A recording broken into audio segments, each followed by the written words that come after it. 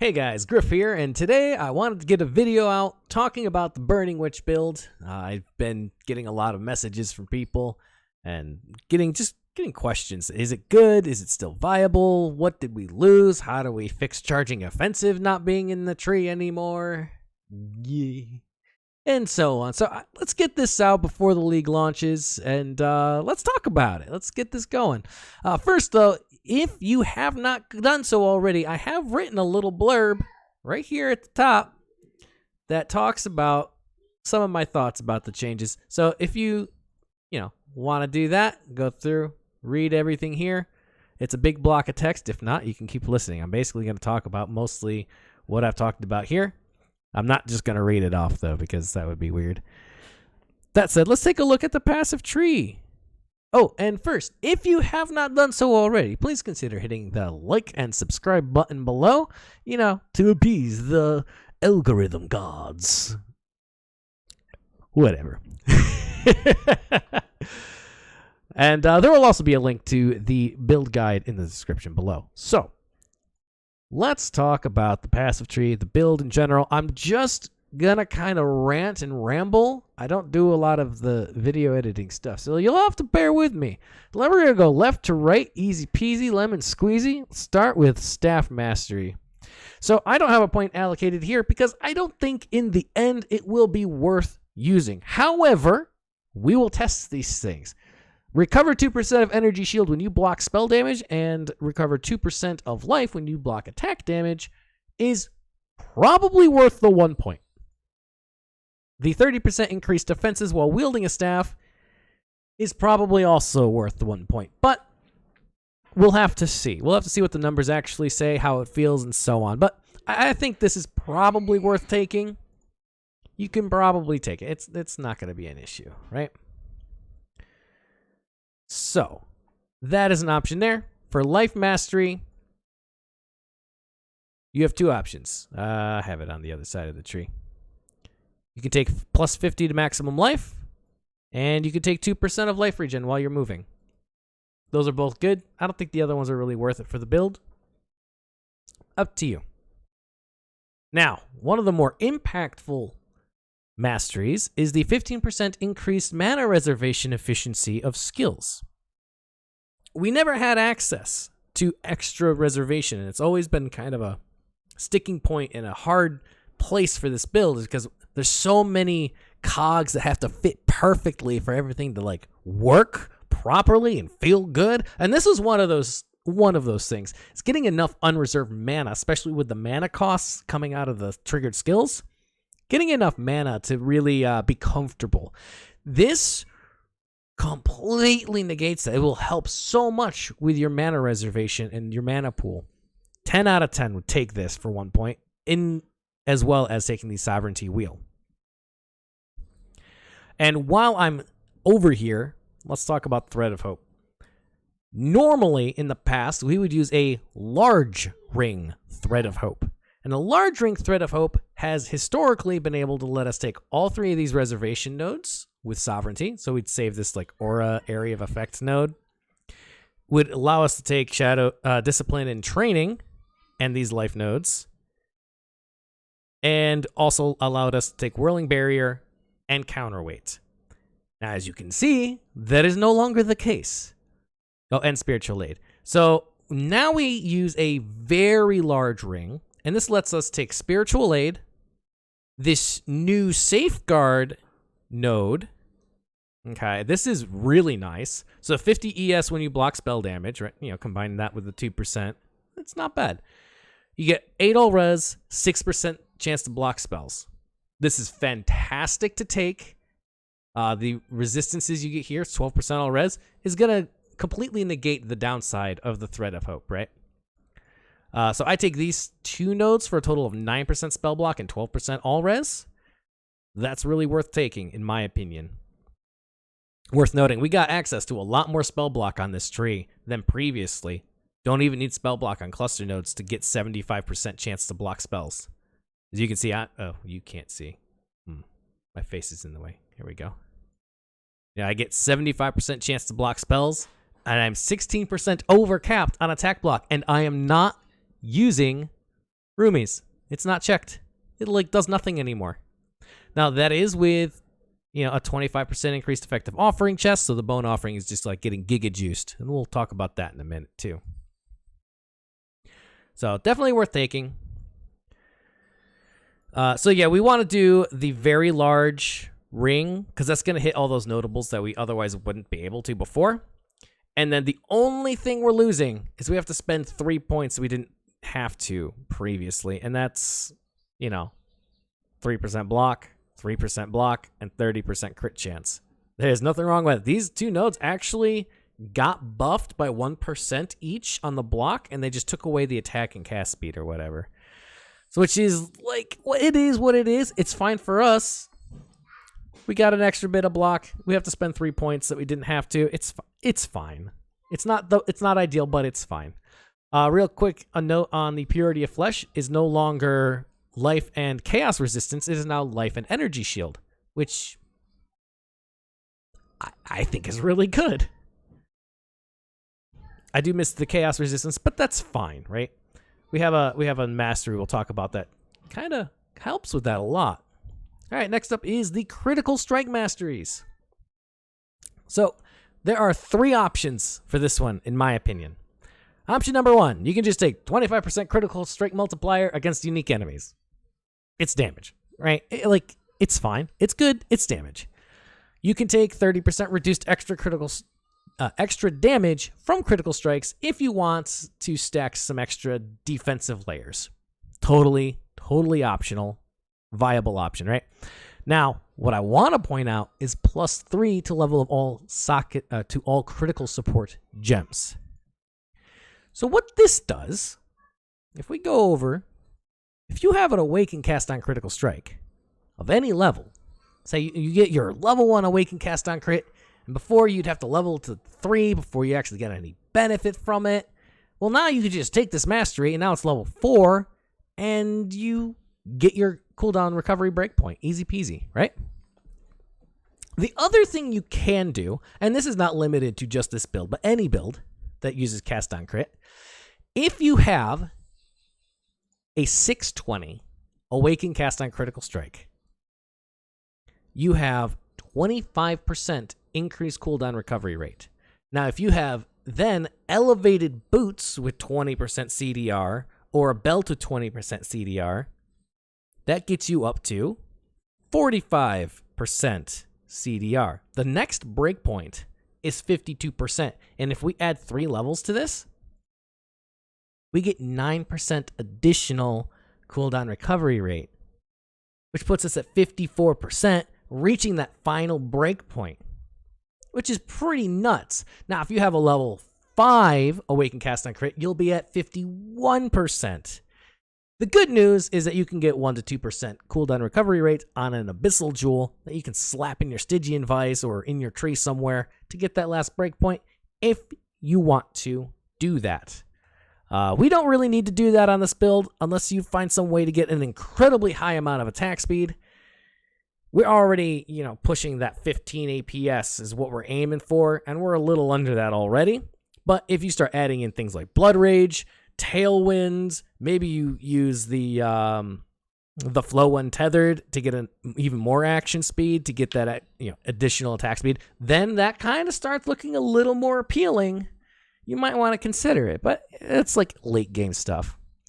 The biggest application is if you just have a level 1 and you need to get it to level 3, you take the +3 to the critical supports.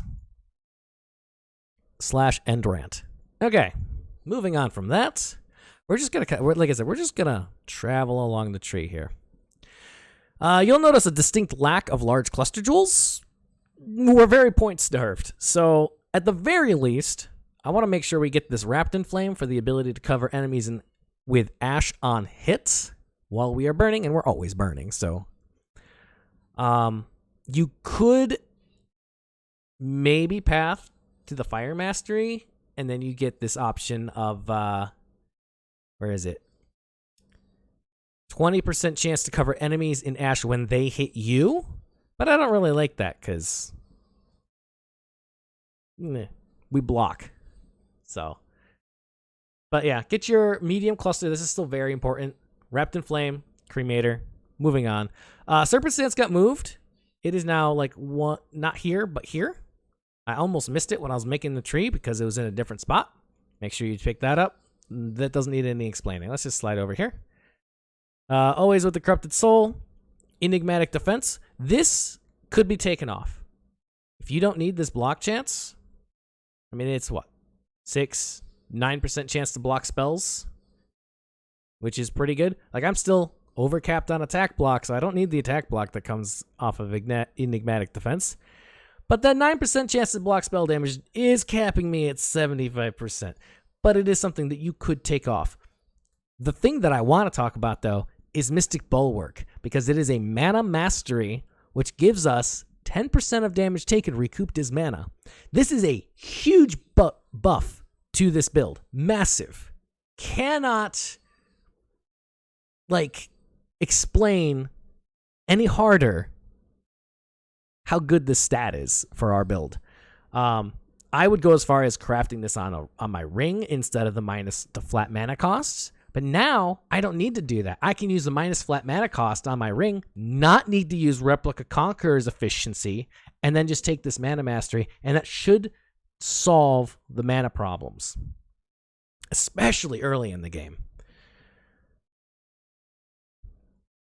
So that is something like we would, if you're using like Stampede boots, you might anoint Battle Ruse before to get that stat. Now we just get it on a mastery. It's freaking broken. Melding saw a nice little buff. Gain 3% of max life as extra maximum energy shield is just great for any hybrid build. Again, plus 50 to life is a nice mastery. Let's talk about Undertaker Wheel. We're going to take this because we're volatile dead, detonate dead, whatever. You're always going to take it. 20% increased effective offerings. Oh my goodness.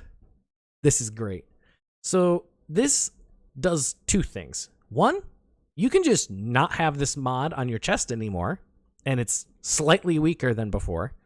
Or you can stack them, and you get even more block and spell block from your bone offering. This is worth about 7%. 7% spell block. And I think that is totally worth the point. That is just great. It also gives you some life regen, which is nice. They did nerf bone offering from being life gain on block to life regenerated per second, which is totally fine for us. Like, it is a nerf to the skill for most builds that used it. For us, it doesn't really matter.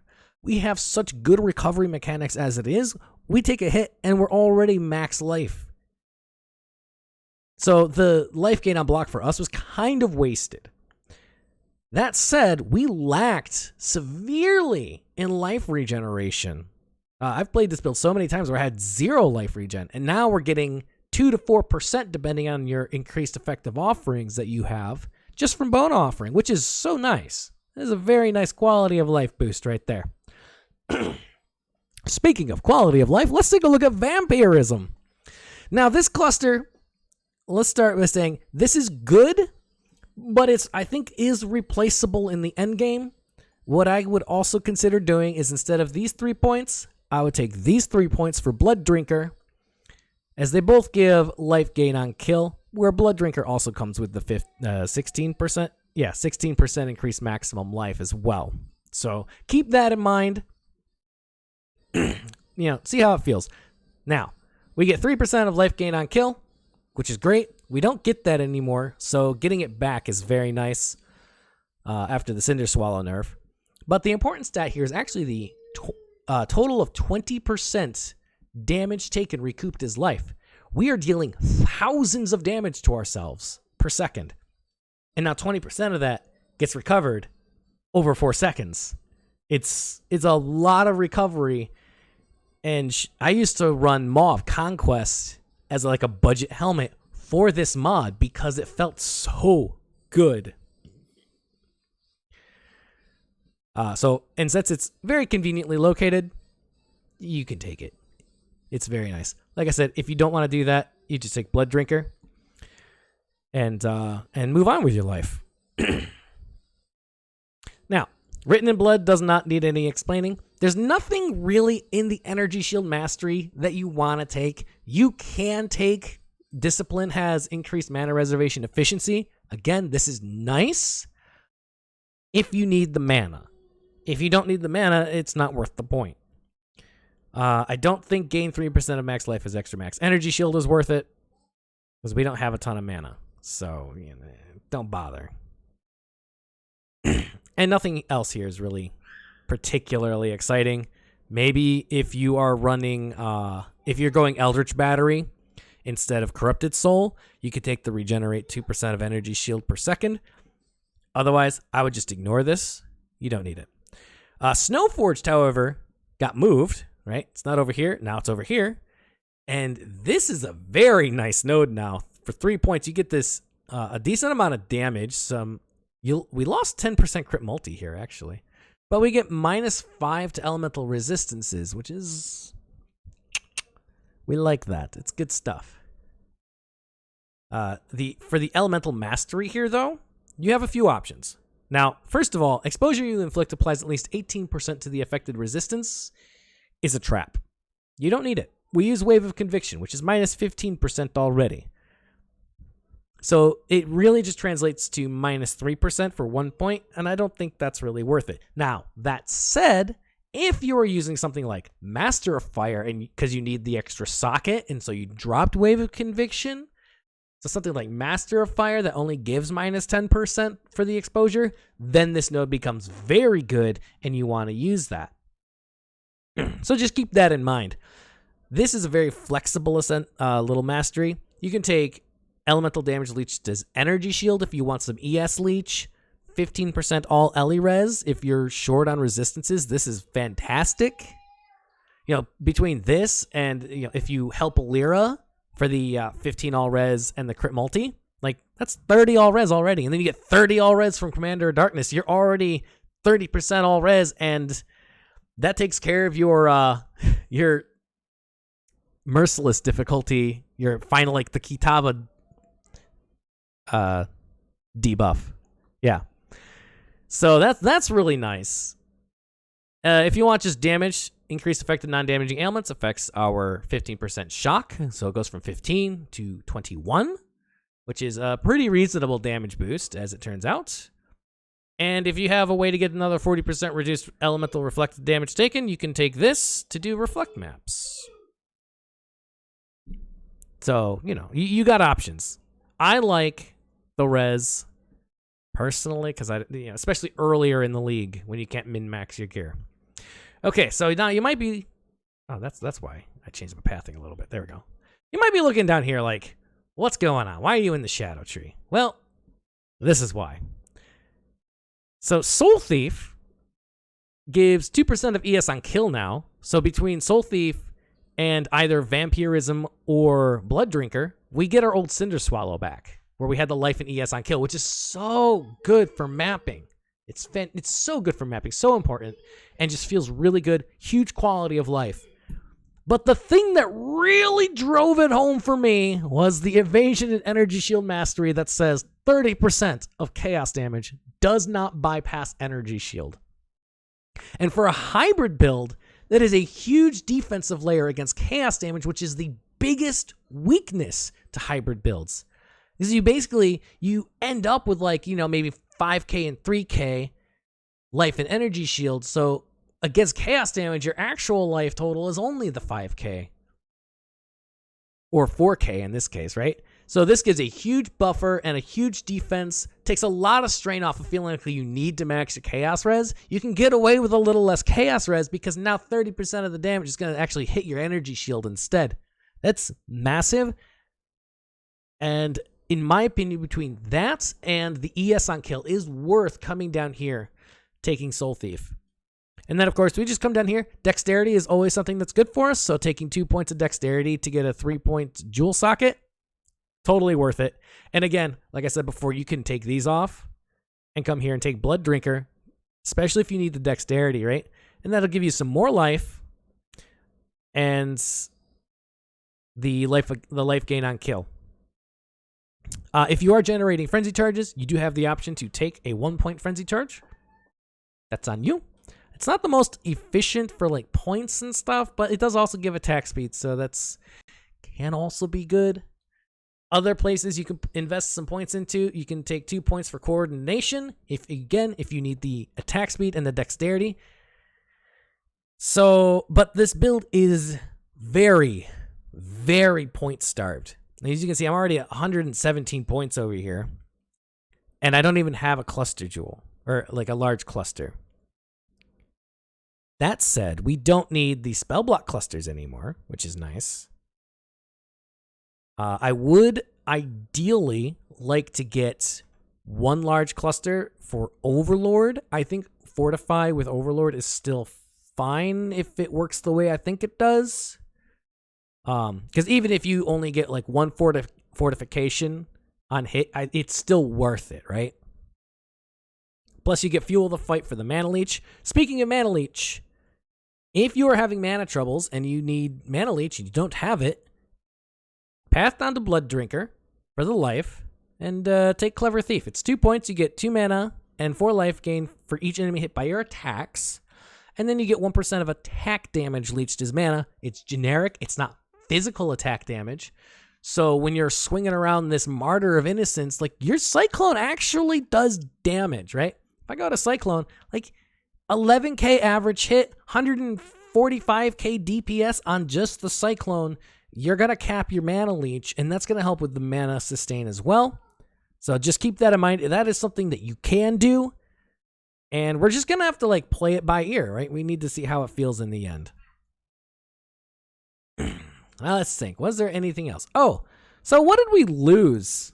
That's the good question. I'm going to go over here and refer to this big ol' block of text. So what's the bad news? Well, first of all, GGG decided to remove all the channeling wheels in the tree, which means my favorite anoint for this build, which was Charging Offensive, which read, while channeling, I'm paraphrasing, you have a 5% chance to gain a Frenzy Charge and a 5% chance to gain an Endurance Charge when hit while channeling, which was all the time, and we have so many hits per second that it was just an instant 3 Frenzy, 3 Endurance Charges. By far the best anoint for this build, and they got rid of it. It's gone. And that makes me very sad. So, what do we do instead? People are that's another question. What do you do instead, Gryph? What do we anoint? In my opinion, Inexorable is the next best anoint. Now, it is not the best for damage. If you want damage, you probably go with like Heart of Flame or whatever. But if you want the Endurance Charge generation that you had before, but better in this case, because Immortal Call is incredibly powerful when you use your Endurance Charges and then instantly get them back, right? It's very, very, very good defensive layer. Take Inexorable. It's the same effect. You just don't get the Frenzy Charges. You have about 25% chance to gain an Endurance Charge when you are hit. It's going to have the same effect. You're going to lose your Endurance Charges when you push the button for Immortal Call, and then they're going to be back less than a second later. Probably almost, it'll feel instant how fast you get your Endurance Charges back. So I would, and it's also cheap, right? Crimson, Opalescent, Silver. Roughly the same. It's a little more expensive than Charging Offensive, but only slightly. I think this is the best anoint, but like I said, if you wanted damage, you probably just take like Heart of Flame, right? That's like 10% more damage. So that is up to you. I would do Inexorable for the Endurance Charges, and then you take, for 1 passive point, you get this Endurance Charge, which is great. Prior to having access to that, you can use Smashing Strikes. This is also good for an additional 60% critical strike chance for your Cyclone. So if you're having trouble with your crit chance, you can take these 2 points early, and you also do get 10% chance to gain an Endurance Charge on melee critical strike. This is not good enough for Immortal Call, but early on, if you're not using Immortal Call or you're using it sparingly, you can use this to get Endurance Charges, and I would definitely recommend doing that until you're able to anoint your amulet. And I think that covers most of like what I wanted to discuss as far as like the good and the bad. I did Oh yeah, I didn't mention briefly, this build is very point starved. The build was already stretched for points in previous leagues. And with the new mastery system, it's even more stretched for points. So that is a downside. You have to actually make some real decisions of, okay, do I want a large cluster jewel, or do I want like 400 life and 300 energy shield kind of idea? Or do I want to, back off on some of the damage on the tree so I can have this cluster jewel? And I usually only use the cluster jewels for like the spell block or overlord for the fortify. So for me, it was always the very defensive thing. And then you get some extra damage like sprinkled in there, of course, but primarily it was a defensive, and then of course the Rapid Flame Cremator, which again, these are both defensive nodes. Covering enemies in ash slows them down. It's also a big damage boost, so I definitely want to take it, but still. As for league starting with this build, I wouldn't do it. That's me. I've done it before. It's not the worst, but it's not the best. If you know what you're doing, you can do it. Go nuts. If you know like the ins and outs of how you should progress with this character, then you can do it. In a nutshell, what will happen is you'll have to level with something else. You could self-cast Volatile Dead and Desecrate. You can spell sling it. You can use Armageddon Brand. You can level with like minions. Level however you want, but you got to get to around level 68 to 70. You need to complete at least your Cruel Lab, but probably your Merciless Lab before it feels good. Basically, you need Corpse Pact. So around level 68 to 70, you'll be able to make this switch, but at a league start scenario, you don't have the gear. So what you need at the minimum, you need a Tabula or a 6-link in general. Otherwise, it's just really not going to work because you need all 6 links to function. Because it's Cyclone, you need the crit chance, the crit strikes, you need Spell Cascade, and then you need Cast on Crit, and then you need Desecrate and Volatile Dead. Like, you need every single link that is available. So, you need the 6-link, and then you can just use a rare staff. Get a rare staff with like some damage, like spell damage or fire damage, attack speed, and crit chance. It'll work. Is it as good as Martyr of Innocence? No, but it'll work. What you won't have is you won't have all the self-ignite stuff. The Eye of Innocence, the Replica Reckless Defense, you won't have access to the mana reductions as easily. Though you do have the mana recoup, you won't be able to take advantage of the damage taken recouped as mana. So you're going to play as just like a standard cast on crits, desecrate Volatile Dead build without all the cool extra layers of defense. You won't have Glorious Vanity for the Corrupted Soul, that kind of stuff. You won't have this, very large Thread of Hope. So while you can do it, understand that you will be super squishy. You'll be lucky to be at like 3k life, and you'll have very few defenses. You'll have to put Bone Offering on cast and damage taken and just kind of hope it casts, right?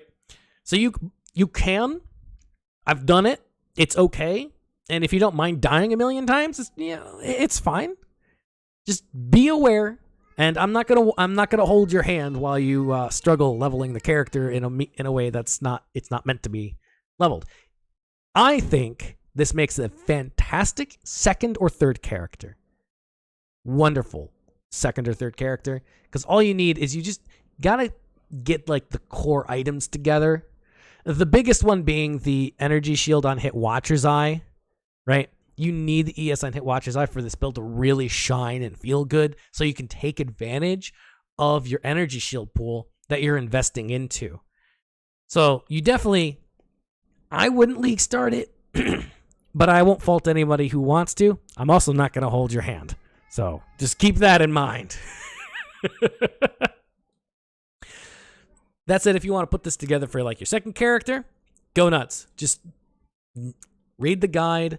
All the concepts are still the same. All the required uniques are still the same. I will update the guide when I have time after the league is launched and we've been able to get a little more information about what's going on, okay? As far as like a leveling tree,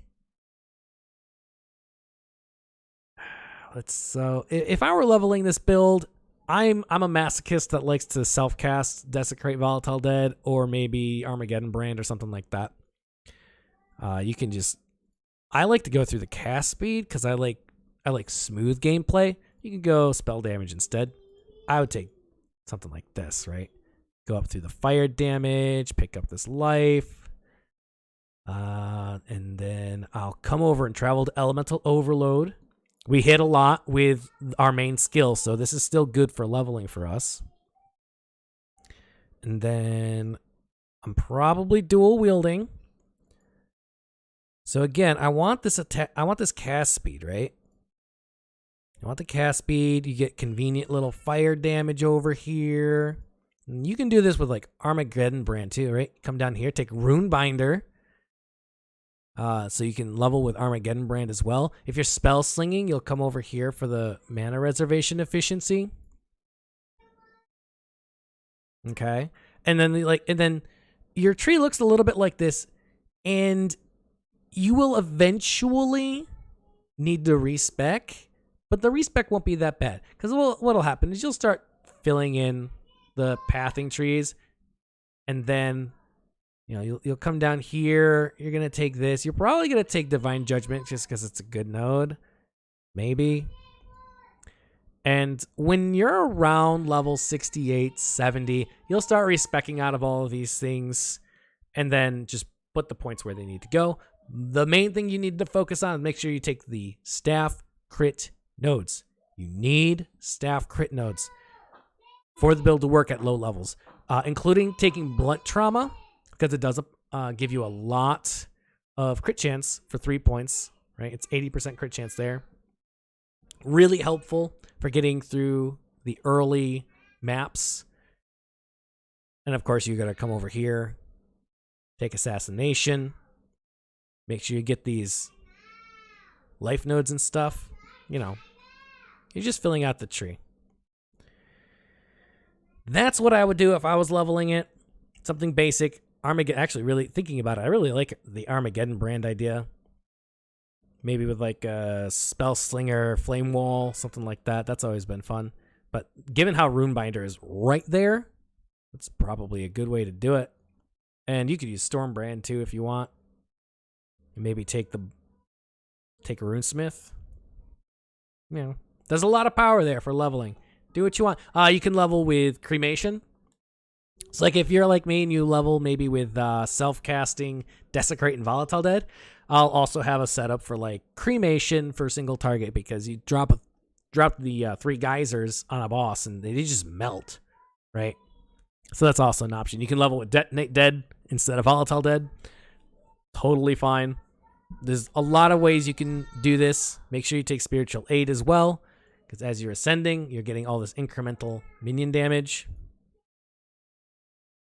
As for the Ascendancy, I would personally, I would start with Commander of Darkness for the 30 all-res, and then go Plague Bearer and Corpse Pact. If you're a softcore scrub like me and you don't care that much about it, you can just go straight to Corpse Pact, but I wouldn't. And then your final Uber Lab will be Mistress of Sacrifice.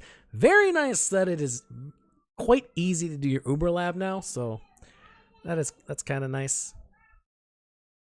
Yeah, I would do something like this, If you're dead set on doing it, you can. Another question that people ask me a lot is, Gryph, what about Double CoC? Can you? What's better, Double CoC or single CoC? Take that out of context. Yeah, I mean, you can do whatever you want.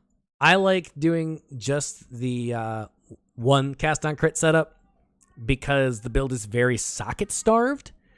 I do like the dual cast on crits because Detonate Dead is so powerful on its own. I wouldn't do it without Awakened Spell Cascade, though. Detonate Dead feels real bad if you don't have Awakened Spell Cascade. And additionally, I'd like to see using the Helmet enchant for the 45% chance to explode an additional corpse. So I think if you want to do it that way, it's totally fine and very, very powerful. So, you do whatever you want. They're both very, very similar setups.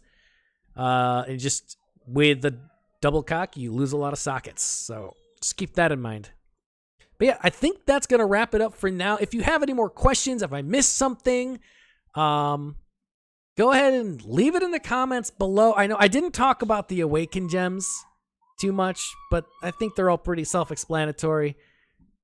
But again, go ahead and leave a comment. If you have a question, I'm usually pretty good about responding to stuff pretty fast. So I'd love to hear from you. Thank you guys so much for watching, and good luck at the league starts.